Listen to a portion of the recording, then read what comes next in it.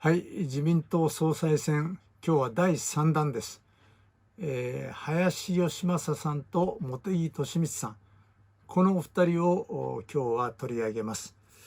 二人とも私のかつての同僚ですし、友人ですから、よく知ってますんで、一緒に仕事をしていた時のエピソードも含めて、どういう方々なのか、そしてどういう問題があるのか、そしてどういうこの展望が開けているのか、こういう点を今日はお話をしてみたいと思います。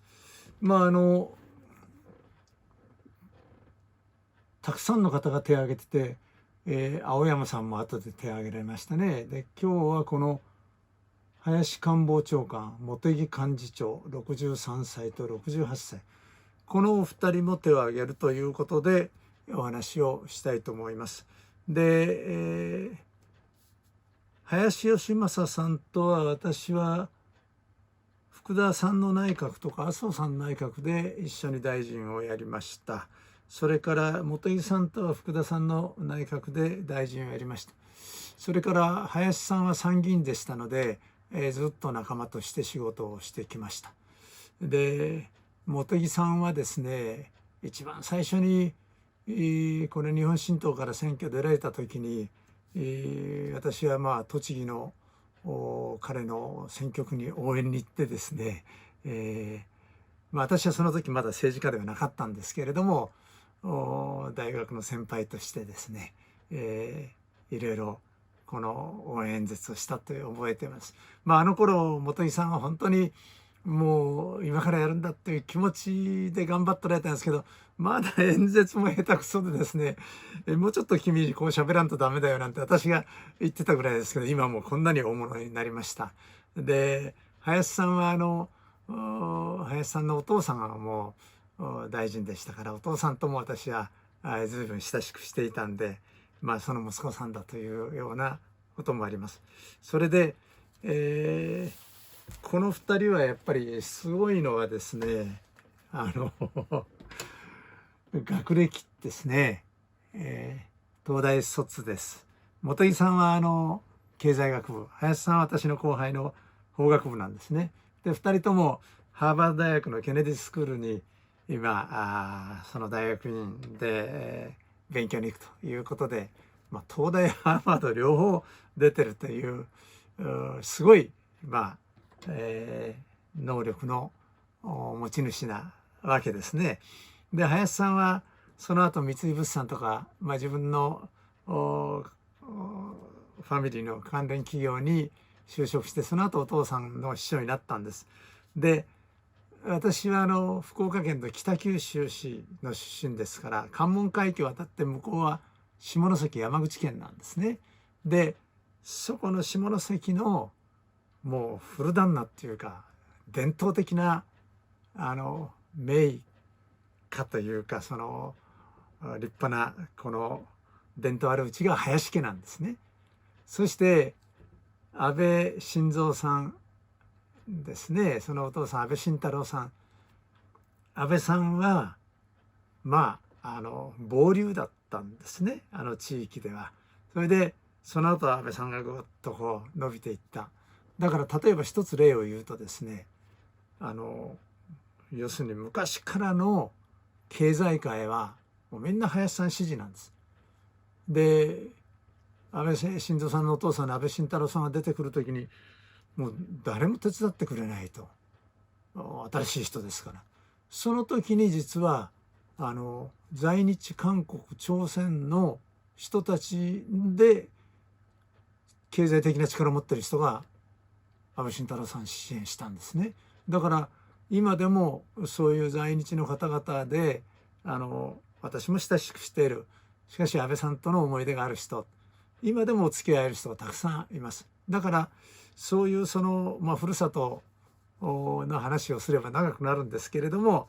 林芳正さん、そういう伝統的なうちの出だったんですけれども、官房長官の河村さんがあそこにいましたから、参議院だったんです。でしかしやっぱ総理になるためにはこれ衆議院に変わらないといけないっていうんで、河村さんファミリー、その息子さんたちとの間でもいろいろ問題があって、河村さんの息子は日本維新の会で東京から今度出るっていうようなことで、なかなか山口県難しいなっていう感じがしてます。しかし彼は2012年の9月に自民党総裁選出てるんですね。参議院議員で出てるんですよ。だけどこれはやっぱり衆議院に変わらんといかんということで、今も衆議院になっているわけです。で林さんはですね、まあとにかくここにちょっと書きましたけど、器用な便利屋って書いたのはとにかく優秀ですから、もう茂木さんも林さんも優秀であることは誰ももう文句のつけようがないんですね。で林さんについて言うとですね、彼1月19日生まれだから、何かあった時の困った時に119番119ですからって言われるぐらいに、つまり前の閣僚が不祥事とかでですねパンと辞めるということはあるんですね。例えば農水大臣の西川さんが政治献金問題で辞める。でピンチったらすぐ必要だ。で林君君やってくれってことになるわけです。だからピッチャー倒れた時にすぐリリーフできるっていうのが林さんで、加計学園の問題でですね、大変だった時に文科大臣にピンチヒッターとしてる。それからこの前の政治資金パーティーで松野さんが辞めたら今度官房長官だから、何かあった時まさに119番なんで、もう119番のやつはすぐ来てすぐ仕事できてすぐ火消すことができる。だけど非常に器用なんだけど、悪く言うと便利屋みたいになっちゃってるというところがあるんですね。で、茂木さんももう極めて優秀でですね、この人も両方も頭いいですし、東大ハーバードですから、それで経済再生大臣とか外務大臣とかやって TPP なんて難しい問題を片付けると、もうこれ実務的な能力は茂木さん抜群なんで、めちゃくちゃ優秀なんですよ。で切れすぎる。でだから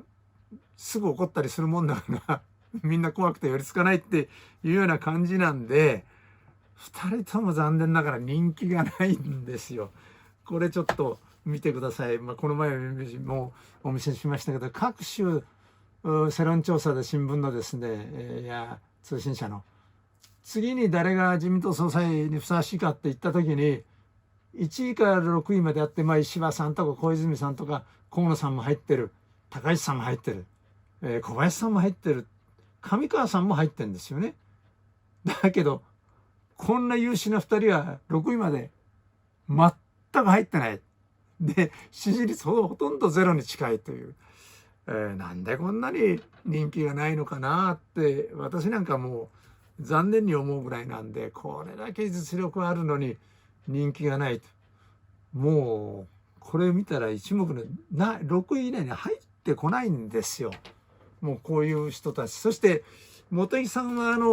下から叩き上げたんですけれども、茂木さんについて、少し言いますとですね、彼は東大経済学部出て丸紅とか読売新聞にもいましたね、マッキンゼーにもいた。でその後本書いたりしていろいろ経済評論なんかやって知ったんで、テレビなんかで私も随分一緒にやりました。そして1993年に地元の栃木から日本新党で出て当選した。それからずっと当選して、途中で自民党に変わるわけですけれども、で今党の幹事長をやってるということで、もう何やらしても優秀だと。ところがやっぱり茂木さんに言うと瞬間湯沸かし器っていう風にカッと怒っちゃうわけですね。でそういう意味で2人ともちょっと人気がない、人望に欠けるっていうことがあるんですね。で林さんはサラブレッドだと。でそれと私が問題にしてるのは、いろんな経済再生やるとかですね、福祉社会やるとか、抽象的なこと言ってなんか政策の目玉がないんですよ。例えば小泉純一郎さん、郵政民営化する、もう夢気をぶっ潰すみたいなこと言って、これパッて安倍さんはアベノミクスで経済を良くする、分かりやすいんですよ。全部できるけど何が目玉なのっていうのはない。そして残念ながら大衆の支持がない。昔はですね、東大出てハーバードってもうこういう人に引っ張ってもらいたいと思うんですけど、今は